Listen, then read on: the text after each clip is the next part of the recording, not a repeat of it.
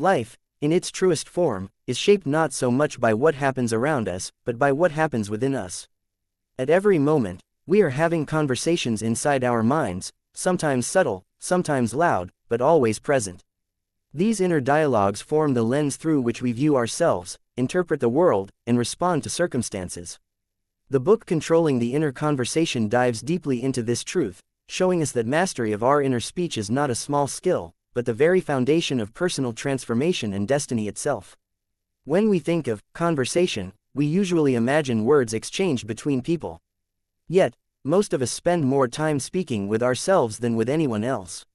We rehearse scenarios, replay past regrets, anticipate future outcomes, and narrate the story of our lives in real time. This inner dialogue is not neutral, it is the seed of creation. What we repeatedly tell ourselves becomes the pattern we unconsciously live by. If that conversation is filled with doubt, fear, or criticism, our lives mirror those states.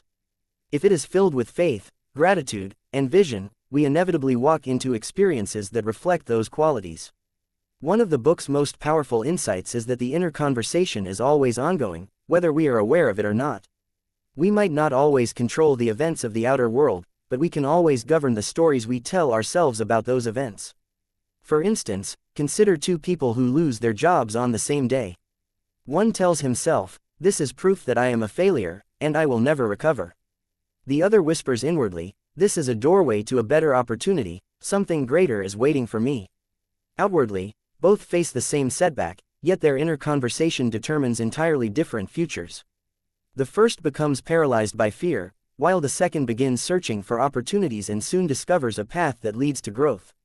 The book reminds us that the mind does not distinguish much between what is vividly imagined and what is physically experienced.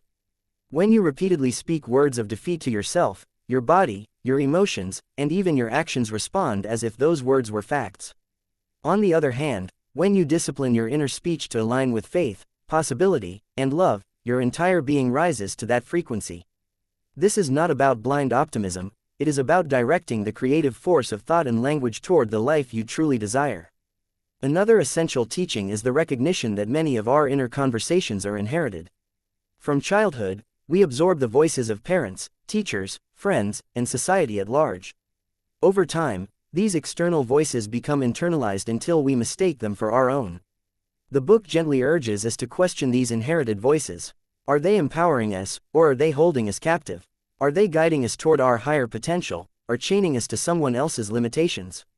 For example, a child who constantly heard, "You'll never be good enough," often grows into an adult whose inner dialogue is laced with self-doubt. Without awareness, this conversation becomes the silent architect of their struggles. But when awareness dawns, the cycle can be broken. You can choose to replace the voice of criticism with the voice of encouragement, the voice of fear with the voice of faith. The act of controlling the inner conversation does not mean suppressing thoughts. Suppression only makes them stronger. Instead, it means gently but firmly redirecting them. Think of it like training a wild horse, not by beating it into submission, but by guiding it with patience until it learns to move gracefully in the right direction. In practice, this might look like catching yourself when you say inwardly, "I can't handle this," and instead affirming, "I am stronger than I realize, and I will grow through this." At first, such corrections may feel artificial, almost like lying to yourself.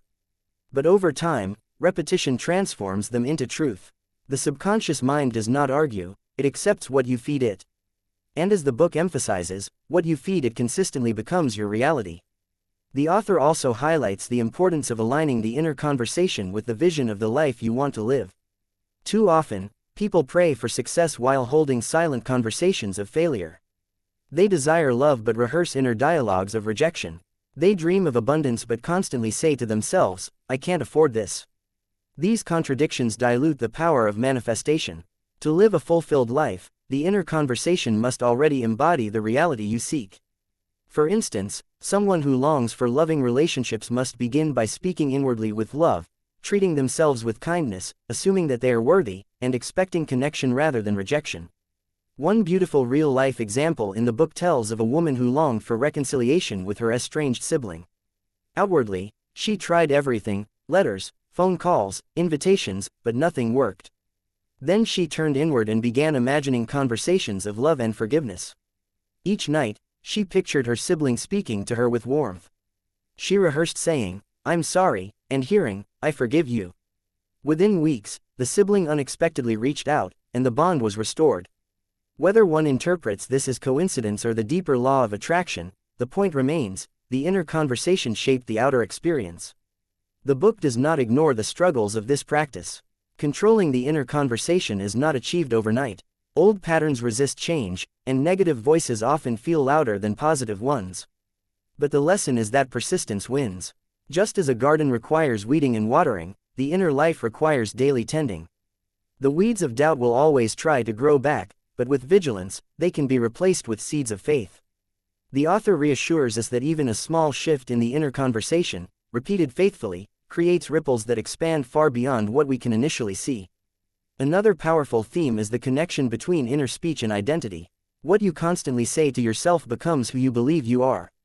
If your inner dialogue says, "I am unlucky," then life is filtered through that identity, and even good opportunities will be sabotaged. If your inner dialogue says, "I am resilient, capable, and guided," then you begin to live into that identity, and challenges become stepping stones rather than stumbling blocks.